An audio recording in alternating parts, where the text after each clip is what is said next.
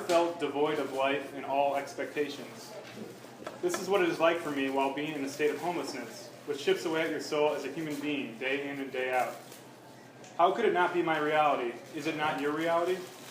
I have been a taxpayer since I was a teenager, and now I cannot receive help where it counts. I have paid into this system. Where is my chance to continue to live? Oh, you say I'm not viable or productive, so let's do away with him or her. Wait a minute, I'm not asking for a handout, I'm not on drugs, I'm not mentally or physically challenged, and I'm not an ex-offender of any sort. Oh yes, my children are adults now, struggling to maintain their own fragmented lives because of this economy. They have children now that I pray will be able to live a life without poverty kicking their door down and staring them in the face. An assault on your physical and mental well-being is an everyday battle. To stay sane is almost a miracle these days. The tears never seem to stop flowing. I think I'm okay here. Here they come again. I try to think happy thoughts. Still, the tears flow like they have a mind of their own.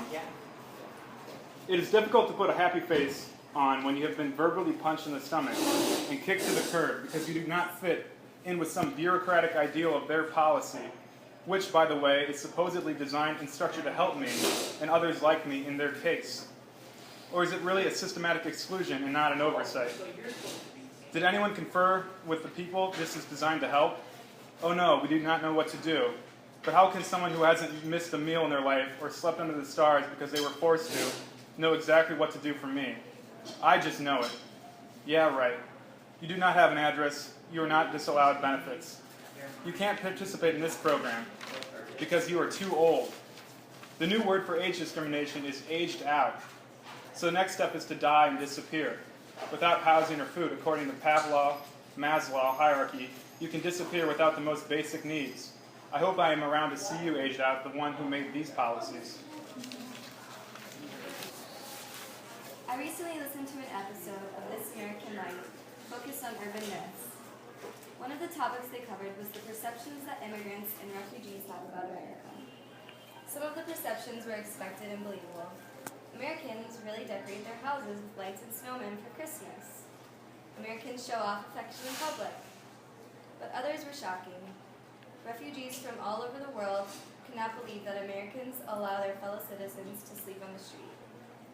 To the refugees featured, this fact was unfathomable. In their native countries, allowing a relative to sleep on the street would be unthinkably shameful. How disappointing it is that refugees, individuals who have experienced serious hardship and suffering, look upon our social support network with awe about how unsupportive it is. What does that say about our values and priorities? Every day I work with people who don't have enough clothing, food, or adequate shelter for the night. Many of them immigrated here, an enormous and challenging endeavor. Leaving the comfort of your family and friends behind can't be easy. I always want to ask them, was it worth it? Knowing what they know now, would they do it again? Would you do it? There's lots of community in the city. The city should have the best services for people who are in need of it. The American dream for me is a wonderful and overlooked thing. It's something that should be better than now. My family is doing okay sometimes. There are hard times, and sometimes it's not too good, but there will be better times. My family is doing their best in the economy. It should get better for everybody else remaining. Things should get better. Music should get people jobs. Happy and wonderful music is the best thing in life, especially with a lot of punch to it. Different kinds of music are good for you and to you. Remember this, there will always be music. Some music is different from other music.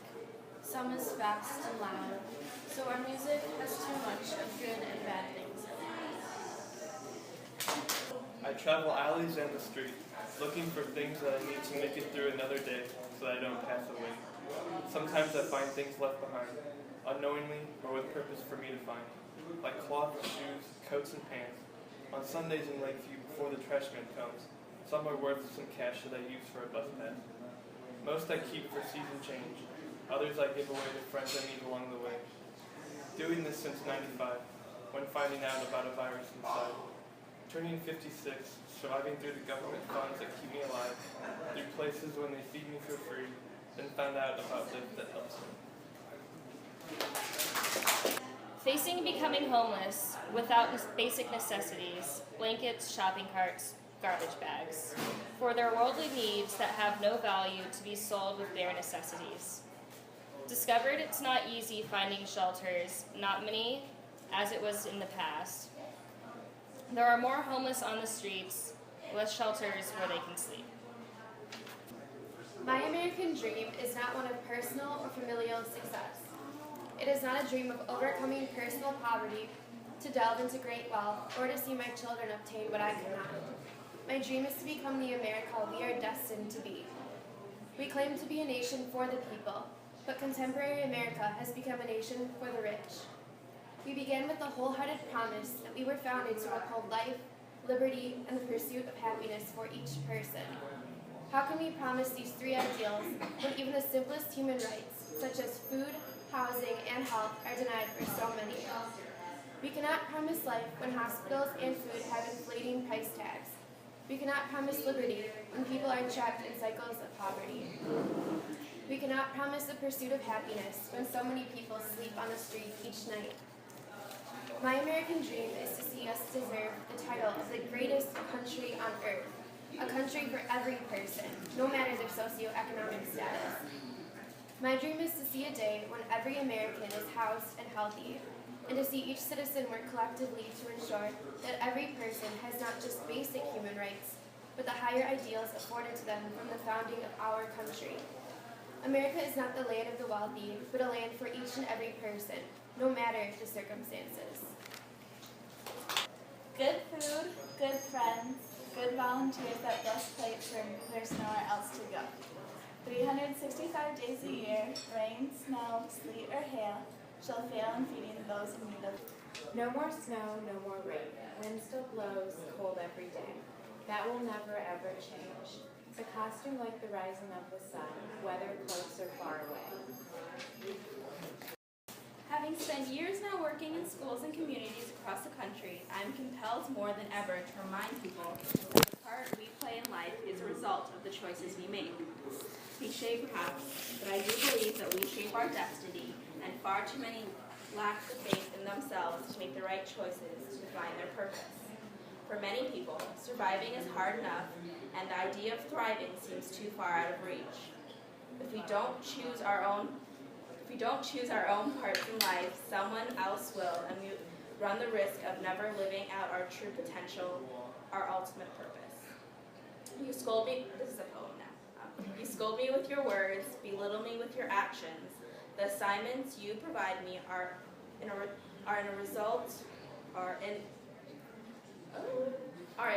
insult to my potential. Your power plays for authority are transparent as your insecurities. I acknowledge your strength in playing a cast of characters in your mind. Your project, a scene that lives in fiction, that perpetuates weakness and fear. You take pity on people who have a voice that is silenced by your judgments. Over time, your class believes your predictions that our lives are a waste, that it's too late. We will see countless programs and money chasers come in and out of our lives under the label of change agents. Many lack the authenticity that we deserve, and over time, our reality proves too hard. In our struggle to survive each day, their prepackaged solutions remain out of touch. Only a few remain armed with compassion, and though they may not have the answers, their humble actions lift from within us. A belief that every path is paved with choices, every choice married to a consequence, and these consequences are a result of our decisions. Over time, the strong rise, a voice echoes in our minds, daring us to be different, challenging us to find our voice, our purpose, telling us that we can't afford to be silent. Our silence breeds apathy, strips people of hope, and extinguishes the fire within so many whose light would lead the weak out of the shadows and onto the stage of life, to direct their destiny and play their God-given part. Henry David Thoreau once wrote, "Go confidently in the direction of your dreams, live the life you have imagined." As a child, I recall playing school quietly in my room, imagining what it would be like to be a teacher. I took old worksheets and pretended to grade papers with a red marker, using stickers from my collection when the assignments were done exceptionally well. I hung sheets of paper on the wall as my chalkboard and pretended to teach lessons by writing out math problems. My imagination soared as I dreamed of one day standing in front of a classroom, inspiring my students to work hard, give their best effort, and achieve great things, all lessons that my parents had taught me. My imaginary school days decreased the older that I got, but I always hung on to the dream of being a teacher. In high school, I was active in student council and gained skills in facilitating meetings, project planning, public speaking, and conflict resolution. I didn't realize it at the time, but my dream of being a teacher was transitioning out of my imagination and into reality. In college, I started pursuing a degree in education while launching a nonprofit organization that reached out into the public school to ensure that students from underserved communities had the resources that I had growing up. A caring adult, a safe place, a healthy start, an effective education, and an opportunity to help others. I went confidently in the direction of my dream and lived the life that I had imagined. As a student of my own experiences, I began to conclude that my dreams were not enough. No matter how hard I tried, there were obstacles beyond my comprehension and ability to resolve. I met students who were so abused that each night they considered taking their own lives to escape into their dreams where they were safe. I worked with single parents who worked 3 jobs to provide a roof over their children, food on the table, and clean clothes on their back, all while subscribing to the belief that one day the American dream would be realized.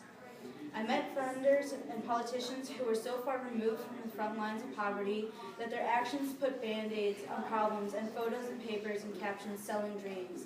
And I encountered compassionate volunteers who made commitments that were underappreciated. And over time, they too become discouraged and their dreams wilted. What is it that fuels our passion? What lights a fire beneath us that is impossible to extinguish? What is it that motivates us to plow through problems and seek solutions? I used to believe that a dream did all of this. It would plant itself out in our minds, root itself in our hearts, and extend its reach through our actions. Then I realized that the first 2 words in Thoreau's line above are the most critical. Go confidently. I began to understand more with the experience, with each interaction and relationship that I fostered, that the act of movement and the spirit of confidence are what give breath to our dreams, a heartbeat to our imaginations. Thoreau writes, as a single footstep will not make a path on earth, so a single thought will not make a pathway in the mind. To make a deep physical path, we walk again and again. To make a deep mental path, we must think over and over the kind of thoughts we wish to dominate our lives. In reflecting on Thoreau's words, I am reminded of a character in my favorite movie, Dead Poets Society, in which Robin Williams played Mr. Keating, an English professor at a private boarding school, who yearns on to spirit, to challenge the students to go confidently in pursuit of their dreams and to learn from their legacies of those that have come before them. Mr. Keating shares the following as he instructs the students to dive deeply into archived pictures of students who have grown up and passed on. They're not that different from you, are they? Same haircuts, full of hormones, just like you. Invisible, just like you feel. The world is their oyster. They believe they're destined for great things, just like many of you. Their eyes are full of hope, just like you. Did they wait until it was too late to make from their lives even one iota of what they were capable? Because you see, gentlemen, these boys are now fertilizing daffodils. But if you listen real close, you can hear them whisper their legacy to you. Go on, lean in. Listen, you hear it? Carpe. Hear it? Carpe. Carpe diem. Seize the day, boys. Make your lives extraordinary. As we close one chapter in our lives and begin anew, I wish you well on your journey in pursuit of your dreams. I ask that you go confidently forward and contribute to your legacy, all while living an extraordinary life. Despite my hardships during this economic downturn and living a fragmented life, I still believe in the dream of someday, living day to day without wondering where I'm going to sleep for the night, while hot tears flood my face and sobs take over my body. I feel lost and forgotten. Or, if I have enough money, to buy something to eat so the sounds in my stomach can be quelled. 4 years ago, if someone or anyone would have asked me if this, my current situation, is what I envisioned for my life and that of my children, the answer would have been an assuredly no way. I would be totally wrong with my speculation in hindsight. I can't help but feel that some people I have encountered on this journey would rather you go find a corner, sit down, and just die, disappear into nothingness. To live the life of someone homeless, walking the streets and riding a bus and train, sometimes through tears of mental pain and stress and fear. Also tears I can't seem to shut down. When I want, they just flow, not on cue, but without provocation. Yes, to be an invisible fills me with shame and trepidation. Look at me. I am human. This could be you. Won't someone lend me a hand? You cannot make me believe anyone in their right mind set out to join the overswelling ranks of the homeless. There has got to be something catastrophically wrong with that picture. There has got to be something dreadfully wrong with a society that would rather jail an individual than give him a fighting chance at life.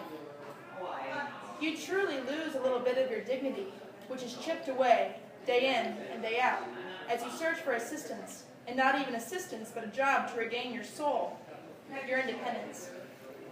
Did I hear someone say pray?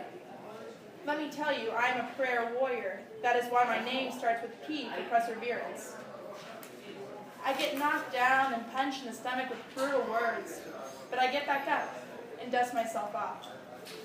I have friends and a family who are shocked to see me in this state, and some offer little to no help. What is a person to do? These very same people could have asked me for anything that I had, and it would have been given. I try to live a life of mutual respect. Negative thoughts and the words I can't or I give up will not cross my lips to be reverberated throughout the universe. I can't let the word career reach the tip of my tongue. I am a long-time college graduate, and the word career should be stricken from the dictionary. What is it today? Haha, I fooled you. You old devil, you think you can beat me down and take my soul? I don't think so. I am single, not on drugs or an ex-offender.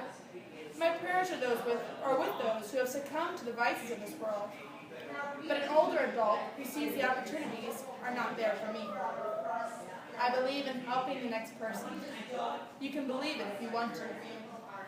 We are all interdependent. Every one of us are born from a womb of another human being. We all aspire to be loved and seek love. Capitalism depends on another willing to spend their hard-earned money. So I say again, we are all interdependent, like it or not. When some of us fail in this unjust life, we all fail. Often when I'm traveling to New York City, I reflect on what the journey must have been like for so many immigrants coming to Ellis Island. Between the fear of not knowing what adventures lie before them and the uneasiness of leaving behind family and friends, it must have been their vision for achieving the American dream that inspired them to stay focused and optimistic. Robert F. Kennedy once stated, "Some believe there is nothing one man or one woman can do against the enormous array of the world's ills, against misery, against ignorance, or injustice and violence.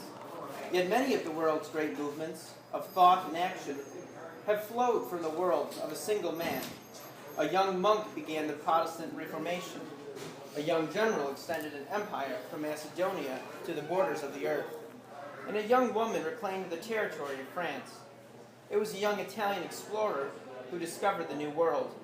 And 32-year-old Thomas Jefferson who proclaimed that all men are created equal. Give me a place to stand, said Archimedes, and I will move the world. These men moved the world, and so can we all. As cheesy or cliche as this may sound, I truly believe that each of us can move the world. In the simple smiles we share with those that we pass by, or the door we hold open for someone coming behind us, or the project we complete for families down on their luck, we all have the ability to impact others and in turn impact ourselves. The choices we make and the attitude we embrace ultimately will determine how we move the world. Will we have bad days or run up against bad decisions? Absolutely. But if we get back up, reflect on where we came from and where we are, the future is ours to shape. In a time when the American dream seems a bit farther out of reach for many, I remain optimistic and full of hope that if we pull together as one community, we will move the world one action at a time. What is it like to see someone passing, watching one's friends suffer pain when there's nothing you can do to help? I've seen people who pass, yet never been there to hold their hand while they die. If I were a rich man, I wouldn't have to dig in garbage cans just to find food to eat every single day. I'd go to a restaurant and have it served to me. If I were a rich man, I'd have a house and a bed to sleep in, instead of our crowded shelters, or under a highway overpass, where total others sleep with me. But I'm not a rich man. I worry about what others take for granted every day, about where to sleep, and if they will have a hot meal today. The weather is not as it's been. Still cold, still wind like it's always been. There are no blankets of white like it's always been. Just dirty streets of trash from humans who don't care like it's always been.